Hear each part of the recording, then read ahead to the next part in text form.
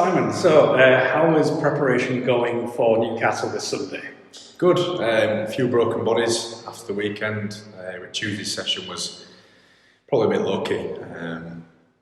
No one drastically broken, but just the bruises are sort of mounting on top of each other. So yeah, I had to deal with them on Tuesday. But yeah, we've moved into Newcastle now.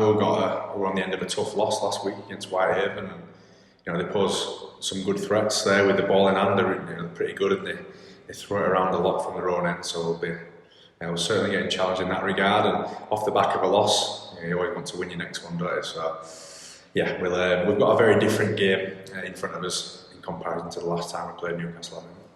And obviously, this far into the season, like you mentioned, you're going to have the bruises and the injuries and all the things that go with it. How do you prepare for that? Can you prepare for that? Not really, no. I think when you've played for a bit, like a lot of lads have, it's part of the territory. And I think rugby league people, rugby union, a bit safe. It's a tough sport, and it takes a special kind of person you've got something in you to be able to get up and go again every week. I mean, watch the game, the impact on a legit and normal tackle on a 100% fresh body. It could be quite devastating. Man on the street, I'm not sure they'll be getting up too quickly, a few of them, where these lads are just sort of conditioned for it. And they're tough. And a physio once told me, I saw a lot of physios in my career, but once told me the difference between rugby and football being you spend the majority of your time convincing a rugby player he shouldn't be playing, whereas it's 90% in the other direction with football. So this team has had some really challenging wins as well, and forget the physical aspect of toughness. What about the mental toughness? Do you think that this group of players has that mental toughness? Yeah, definitely. It takes mental toughness to drag your body through when that little man on your shoulders telling you it's time to stop. There's often a little bit further to go, and these lads have been pulling it out for the last few weeks. I think, yeah, we're mentally tough. Obviously, going behind in games gives you a bit of that as well, and gives you a bit of confidence off the back of it that you can keep going and go a little bit further in spite of how you might feel or what's happening around you. So yeah, I think we're in a good spot on that front, probably the best we've been for a little while, this club. Are you expecting a tough match this Sunday? Yeah, they're a big set. Big set of forwards in Newcastle.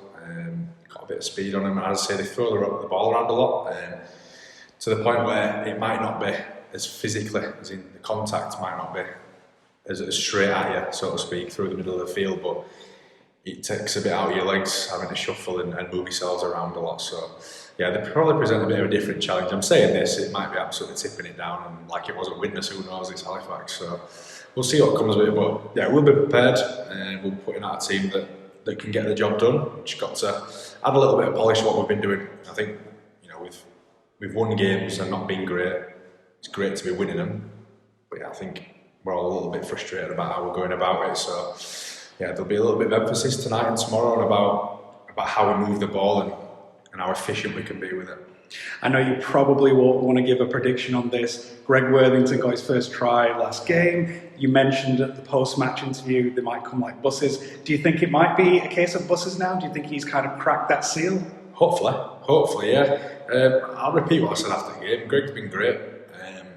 Off the field, he's an experienced player. He's been there and done it at Championship for a long time at a high level. So he's brought a lot to us there, but on the pitches, in my opinion, he's been one of our best every week in terms of returning the ball out of his own end and making people better around him, defending well. He's done it all, he just hasn't crossed the stripe. So to get one, he's the monkey off the back, so we'll see how it goes from now. Excellent, and we're playing at home as well. We had a great turnout from the fans last week. Do you have a message for the fans again this week? Just turn up, yeah. I think obviously the restrictions are lifted a bit, so we can have more numbers in and all the rest that comes with it. Obviously Bradford turned out in good numbers as well, which was great.